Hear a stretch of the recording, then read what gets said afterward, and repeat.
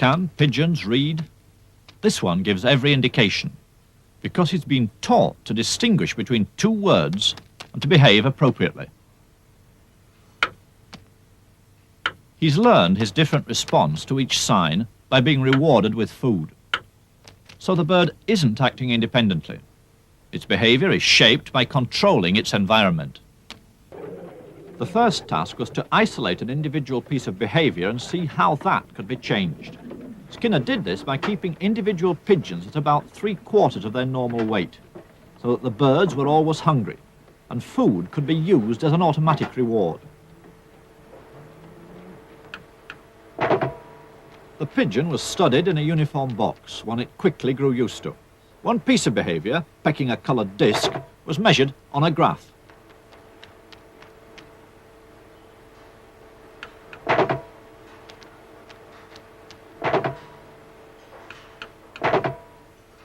The pigeon learned that pecking the disc produced a reward. Then the behavior of pecking could be studied in relation to how often that reward was offered, or in Skinner's terms, what was the schedule of reinforcement.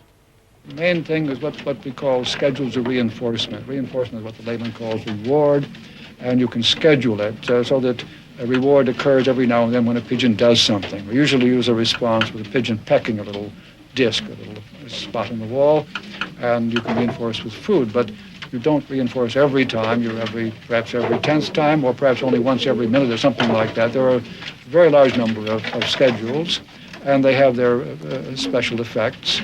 And there is a good example of how you can move from the pigeon to the human case, because one of the schedules which is very effective with rats or pigeons is what we call the variable ratio schedule, and that is at the heart of all gambling devices, and has the same effect. The pigeon can become a pathological gambler just as a person can.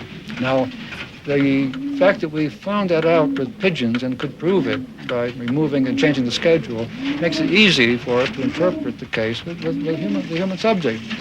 We don't say that the human subject gambles to punish himself, as the Freudians might say, or gambles because he feels excited when he does so. Nothing of the sort. People gamble because of the schedule of the reinforcement that follows, and this is true of all gambling systems. They all have variable ratios built into them. So what we've learned from the pigeon, it made it possible to interpret this vast field very effectively.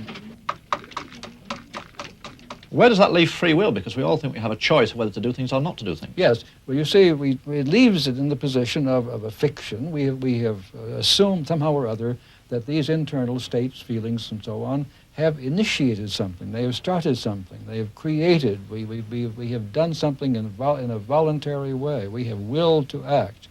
If you now look at the actual history, we find that there are external reasons why this has happened. In other words, by discovering the causes of behavior, we can dispose of the imagined internal cause.